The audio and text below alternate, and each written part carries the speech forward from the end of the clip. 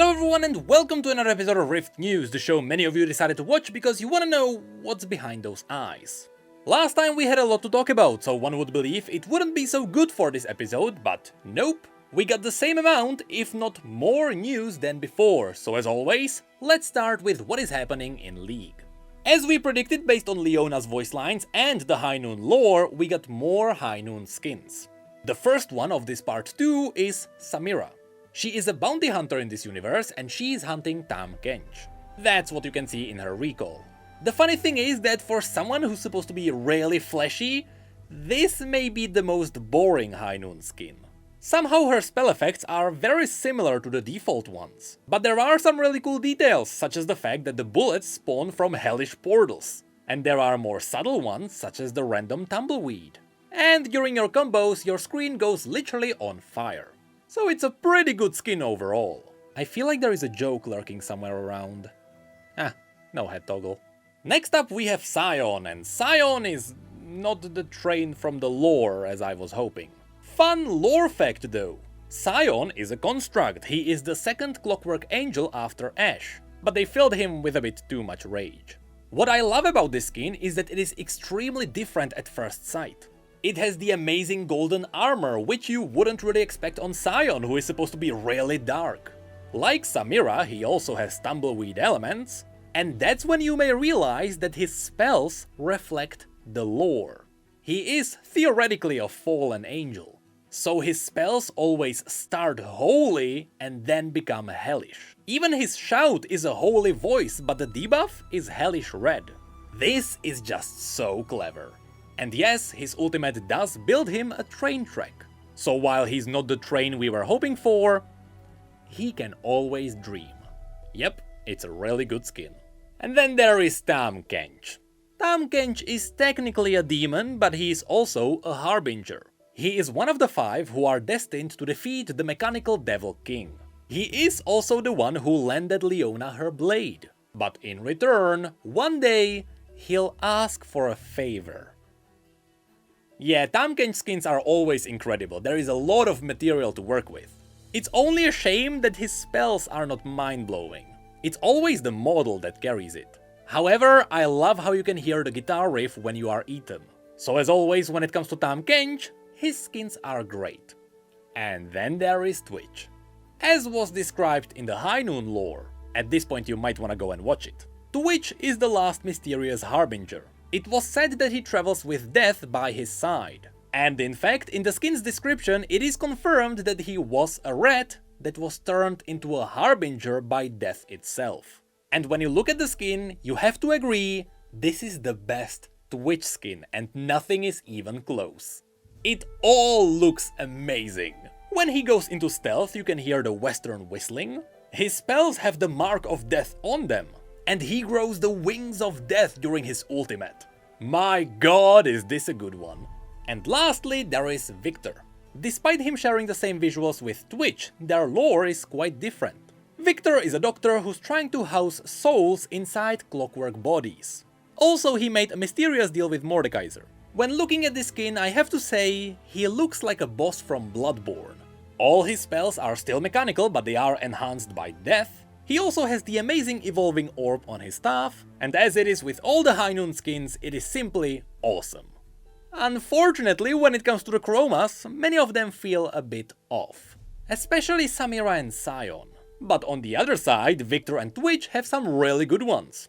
And of course, since this is part of the Highnoon mini-event, there will also be more icons. And this is where we get into something magical. Pride 2022 is happening soon. So as always, be ready to expect some new icons. And there will be a new emote with Rainbow Poro. And then we got 2 more emotes which made a lot of people excited and others confused. You see, just like it happened with Leona and Diana, Twisted Fate and Graves got confirmed. I have to admit, what a ballsy move from Riot. You see, while some people got really happy about this, there are others, probably hateful people, who rebelled. To these people, let me say something. If you believe that Riot is forcing this down your throat, this is the only male couple in the entirety of League of Legends. That is unless you count Varus, but even there it's not really Varus. In total, there are only 5 champions who could be considered part of Pride, out of the 160. If you have a problem with this, maybe the problem is somewhere else. On the other side, I do understand the valid concerns. The fact that some people believe that it simply doesn't fit their characters. To this I say, their story is surprisingly big. It started back in 2016 during the Burning Tides, and since then their buddy relationship had more than enough time to develop. According to the canon timeline, they reunited more than 5 years ago. Not to mention that in real life, centuries back, male husbandry was common in the East, it was common in the West, and it was common on the seas. Historically, TF and Graves fit at least 2 of the categories. So if you ask me, I am totally fine with this. And it does fit their story arc. And by any chance, if your argument is that 2 people who love each other would not try to kill each other... Anyway, besides Pride, there is one more interesting thing. There is an icon and an emote that are linked to Dragon Boat Festival. We have no idea what this is, it may be something happening in TFT, it may also be something happening in the Eastern servers, so it may not even be available. Finally, we have to mention that 2 older champions are getting new visual effects. There is Nami, who is getting far more realistic water, that is also a lot more difficult to read, and there is Twisted Fate, whose spells now fit the design from the cinematics. They are a lot cleaner and far more readable. But that is it for League, so now on to TFT. TFT has 2 things going for it. First of all, a new patch dropped. This is the one that's teasing Dragonlance by putting an egg on your bench. Also, there was some really interesting balancing. As always, there are some nerfs, Syndicate gave us a bit too much armor and Morello was a bit too strong on Renata, and then there are some buffs. So God isn't real. Anyway, more importantly, we got a dev video talking about Dragonlance. There, quite a lot was confirmed about the next set. As we expected, we learned that Dragonlance will use a lot of the draconic models from League of Legends. Though from champions, they only borrowed Aurelion and Shyvana, because there are actually no other dragons. So they made their own dragons using the skins. This means that while you may see a champion with a draconic skin that you would recognize in League of Legends, in TFT their abilities would be vastly different. For example, Galio would be shooting lightning, so they are only really using the models from League of Legends. Thematically, there will be 7 draconic realms, each led by a big dragon. For example, there are the cosmic units led by Aurelion Sol, and then there are the fiery units led by Shyvana. The big dragon leaders take 2 slots on your team, but they get a triple benefit from their origins. Their bonuses are active if you have only 1 dragon active, but there is an augment that will allow you to have more. The interesting thing is that these dragons will have double the cost of their rarity, which indirectly confirms that not all dragons will be legendary. So while Aurelion... Actually, our Shin here is a 5 cost, he will actually cost 10 gold. And maybe someone like Shyvana would be a 3 cost, so she would cost 6. Then they showed us some of the dragons in action.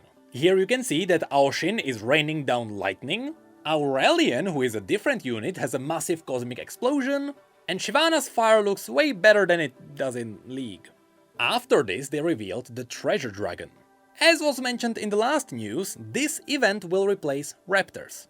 The Treasure Dragon will give you one final chance to finish an item or a perfect comp. It will give you a pile of treasure which contains rewards such as item components, gold, or even something more rare. Then you have 2 options. Either you take it all, or you can reroll the rewards for 1 gold. The point is that you can reroll until you get an offering with the one item you desperately need, and you may not even care about all the other rewards, or you may roll until all of the rewards are decent. So far, it looks like an interesting system. After this, it was once again mentioned that augments were a massive success. So of course they are coming back, but this time, instead of a hex core, we are getting a dragon shrine. Also, there will be a bunch of new game-changing augments, such as buying XP with your health rather than your gold, and an augment that makes your rerolls free until the end of the round. When it comes to double up, apparently, double up is a massive success. I honestly wouldn't know, because I don't have anyone to play with. Okay, that is a lie, but yes, Riot will keep updating double up with stuff like double up specific augments. And this is where we get into cosmetics. We got new dragons. There is Bruno, the cool dragon who is taking a bath in lava, and Poggles. I love this guy. He is stupid and derpy and has weird eyes. He's just like me. And that's it. It seems like for the first time since TFT's release, we are getting only 2 new little legends instead of a bundle of 3. But there will be a new mythic chunk as a reward from eggs, most likely. Next, they mentioned that since the Tier 3 Toxitorium Arena was such a big success in the last pass, Riot will also include a Tier 3 board in the new pass. This is a really cool move from Riot. But then they mentioned something else. During the Gifts of the Golden Lantern event, we released our first Mythic tier arena, Golden Tiger Market. It had intro ceremonies, dynamic board elements, and changes as the game progresses. Dragonlands will feature our second Mythic tier arena, and while it will have the features you'd expect from a Mythic, like intro ceremonies and dynamic board elements, we will be changing how we distribute it. Hang on, that's actually quite cool. In case you don't remember how much I raged about the Tiger Arena, the issue was that the first ever Mythic Arena was only available in a bundle. So if you wanted to get the arena, you had to pay 13,000 RP! That's $120. This was incredibly stupid. That's why I'm really happy that Riot officially addressed this in their video. They confirmed that the Sanctuary of the Ancient Dragon will not be tied to a bundle. But instead it will be a lucky drop from something like an egg. It's too early to judge them, we'll see how it turns out. Also, because people really like chibis, there will be a new Yasuo Chibi Champion, who will also come with a Dragonmancer variant. They are also introducing a new rotating store called Treasure Trove. This will give them a chance to return old items such as booms from previous passes. Now, I have to say, I have always been a fan of exclusive content. There is something satisfying about owning a limited item and knowing that not everyone else can have it. So I am fine if the Lil Legends or the boards come back, but don't do both. Honestly, I would love it if only the free rewards came back. Partially because one of the reasons why people like to grind the passes, which they paid for, is because they are getting exclusive items. If you make it come back, I have no reason to buy the pass. I'll just wait till the item I want is in the shop. So Riot, please be careful with this. Finally, TFT is turning 3 soon, so be ready for a free anniversary Flutterbug. And following the art we got last time, we got to see the models of the victorious and triumphant Talker. But that is it for TFT, so now let's have a look at what is happening in Legends of Runeterra. After their anniversary ended, Riot announced that the next expansion will be called Worldwalker. It would contain 4 new champions, out of which one is Jhin, as well as new keywords and 65 new cards. The reveals would start on May 13th, which is the day I am editing this video, so I can't even put it there in post. So, behold new cards! By this time they will be all over Twitter. But that is it for Legends of Runeterra 2. Now, this is where I would put Valorant news, if I had any, but there is another new gun bundle. See, I almost forgot to mention what's happening in Wild Rift. There, Nasus got his own cinematic, Echo arrived in the game with his own mini-event, and we get a whole new bunch of icons and bubbles for you to claim. And that's all. But that is it for this episode of Rift News. Somehow, Riot just keeps releasing more and more news, which is a nice contrast to the last 2 months. The sad thing is, there is still no lore. I'm telling you, Riot is doing something cool. They have to be working on a big Void event.